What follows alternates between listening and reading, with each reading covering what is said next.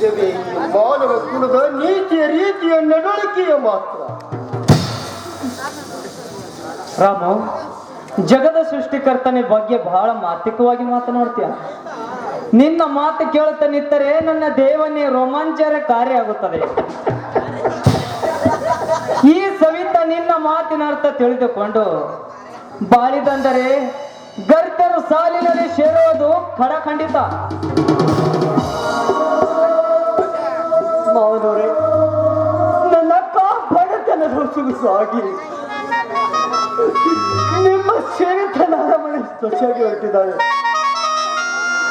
ಭಾವನದ ನೀವು ನನ್ನ ಅಕ್ಕನ ನಡೆನುಡಿ ನನ್ನಂತೆ ಎದುರು ತೊಂದರೆ ಬಂದರೆ ಸುಧಾರಿಸಿಕೊಂಡು ಹೋಗುವುದು ದೊಡ್ಡ ಹೊಣೆ ನಿಮಗೆ. ರಾಜು, ನಿನ್ನ ಅಕ್ಕನ ನೋಡಿಕೊಂಡು ಹೋಗುವ ದೊಡ್ಡ ಹೊಣೆಯನ್ನು ನನ್ನ ಮೇಲೆ ಹಾಕುವಿಲ್ಲ. ಆದ್ರೆ ಇಷ್ಟು ಮಾತ್ರ ಸತ್ಯ, ನಮ್ಮ ಬಂಧು ಬಾಂಧವರಿಂದ ಯಾವ ತೊಂದರೆ ತೊಡಕು ಬಾರದಂತೆ ನೋಡಿಕೊಂಡು ಹೋಗೋ ಜವಾಬ್ದಾರಿ ನಂದು ರಾಜು, ನಂದು. ನನ್ನ ತಂಗಿಯ ಬಾಳಿನಲ್ಲಿ ಶ್ರೀರಾಮನಂತ ಹಾವು ಸಿಕ್ಕಿದ್ದು ನನ್ನ ಪುಣ್ಯದ ಫಲವೇ ಸರಿ. ಇಂದು ನೀನು ಈ ತವರ ಮನೆ ಬಿಟ್ಟು ನಿನ್ನ ಪತಿಯ ಮನೆಗೆ ಹೋಗುವ ದಿನಗೆ ಸ್ವಾತಿವತಿಯ ಹಿತ ನುಡಿಯ ಬುದ್ಧಿಯನ್ನು ನಿನ್ನ ಮಸ್ತಕದಲ್ಲಿ ಕಟ್ಟಿ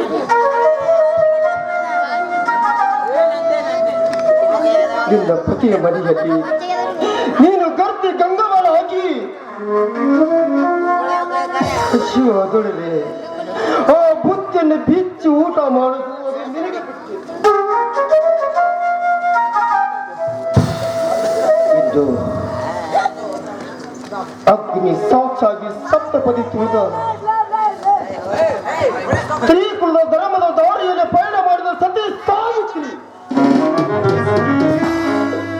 ಸೀತಾದೇವಿ, ಮಹಾಸತಿ ಅನುಸೂಯ ಇವರಂತೆ ನೀನಾಗಿ ನಿನ್ನ ಪತಿಯ ಮನೆಗೆ ಬೆಳಗುವ ಜ್ಯೋತಿ ನೀನಾಗಬೇಕಪ್ಪ. ಇಂದು ಸೀರೆಂಬ ಅಂತರಂಗಕ್ಕೆ ಕೆಲವು ಕಾಮಂದಗಳು ತಮ್ಮ ಪ್ರತಿಬಿಂಬಗಳನ್ನು ಬರ್ತಾರೆ. ಅಂತವರಿಗೆ ಸಿಂಹ ಸ್ವಪ್ನನಾಗಿ ಸಾತ್ವಿ ಶಿರೋಮಣಿಯಂತೆ ಬಾಳಿ ಸಾಗಿಸಬೇಕು.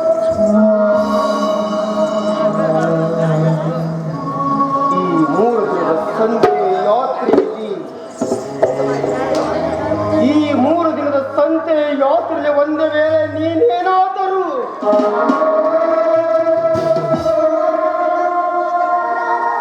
ಅಂದೆ ನಿನ್ನ ಪಾಲಿಗೆ ಅಣ್ಣ ಸತ್ತ ಎಂದು ತಿಳಿದು ನನ್ನ ಅಣ್ಣನು ಆಪ್ತೆ.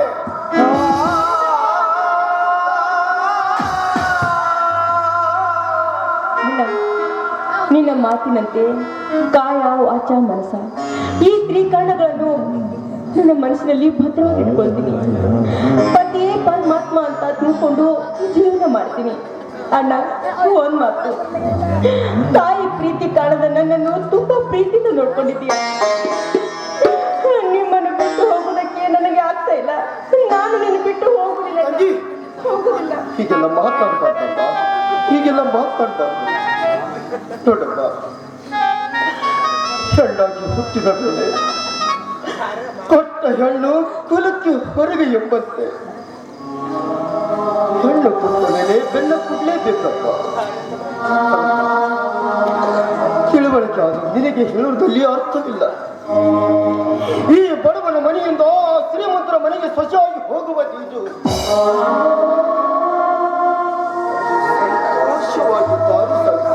ಸಂತೋಷವಾಗಿ ಆಯ್ತಾ, ನಾನಿಗೂ ಹೋಗಿ ಬರ್ತೀನಿ. ಆದ್ರೆ ನೀನು ಮಾತ್ರ ನಿನ್ನ ಆರೋಗ್ಯದ ಕಡೆ ಗಮನ ಇಡಬೇಕು. ಪರೀಕ್ಷೆ ಕೆಲಸ ಮಾಡಿ ಮಾಡಿ ನಿನ್ನ ಮನಸ್ಥಿತಿ ಹಾಳು ಮಾಡ್ಕೋಬೇಡ. ನಾನು ನಿನಗೊಂದು ಮಾತು ಹೇಳ್ತೀನಿ, ಅಣ್ಣನನ್ನು ಚೆನ್ನಾಗಿ ನೋಡ್ಕೋಬೇಕು. ಯಾವತ್ತು ಅಣ್ಣನ ಮಾತಿಗೆ ನೀ ಎದುರು ಉತ್ತರ ಕೊಡ್ಬೇಡಪ್ಪ.